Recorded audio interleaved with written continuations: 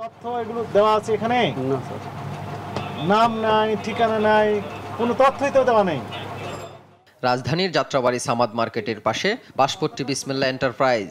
এই প্রতিষ্ঠানটি cake, chocolate ও biscuit সহ নানা ধরনের খাদ্যপণ্য তৈরি করে তাদের তৈরি এসব পণ্য ছড়িয়ে পড়ছে রাজধানীর বাজারে। অথচ এসব পণ্য তৈরি তাদের কোনো অনুমোদন নেই। চকলেটে সয়লাভ হয়ে গেছে বাজার।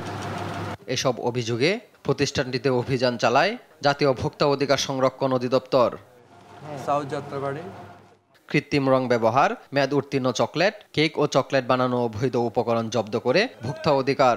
ইম্পোর্টেড প্রোডাক্টগুলো ওনার মতো করে শেপ করে বিভিন্ন সাইজ আকারে বিভিন্ন বোতলে ভরে বা বিভিন্ন র্যাপিং এবং প্যাকিং করে বাজারজাত করছেন এবং সেখানেও উনি উৎপাদন মেয়াদ ওনার ইচ্ছা মতো দিচ্ছেন। একটি প্রোডাক্ট আমরা দেখলাম যে মোড়ে লেখা ছিল 2026 সালে মেয়াদ শেষ, উনি দিয়েছেন 2027 সাল পর্যন্ত মেয়াদ দিয়ে দিয়েছেন।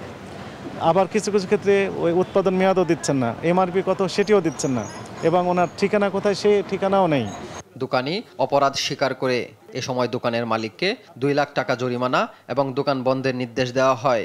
প্যাকেটজাতকরণ করতে গেলেও প্যাকেজিংয়ের আইন অনুযায়ী ওনাকে লাইসেন্স নিতে হবে, সেই লাইসেন্স ওনারও নেই। এবং বিভিন্ন রকমের রং, যে কেকগুলোতে যে রং ব্যবহৃত হয়, উনি সেই রং তৈরি করে ছোট ছোট বোতলে ভরে বিক্রি করছেন, যেহেতু হোলসেল করছেন। গোটা ঢাকা মহানগরের বিভিন্ন বাজারে এইগুলো যাচ্ছে। বাচ্চারা কি হচ্ছে, আক্রান্ত হচ্ছে বিভিন্ন রোগে, কারণ এই রঙগুলোতে উৎপাদন মেয়াদ কোনো তথ্য দেওয়া নেই এবং ফুড গ্রেড কিনা সেটাও লেখা নেই। এই সকল এবং কিছু মেয়াদোত্তীর্ণ প্রোডাক্ট আমরা পেলাম। এই সকল অপরাধে এই প্রতিষ্ঠানটিকে 2 লক্ষ টাকা জরিমানা আরোপ করা হয়েছে এবং জনস্বার্থে এই প্রতিষ্ঠানটি সকল প্রকার কার্যক্রম সাময়িকভাবে বন্ধের আদেশ দেওয়া হয়েছে।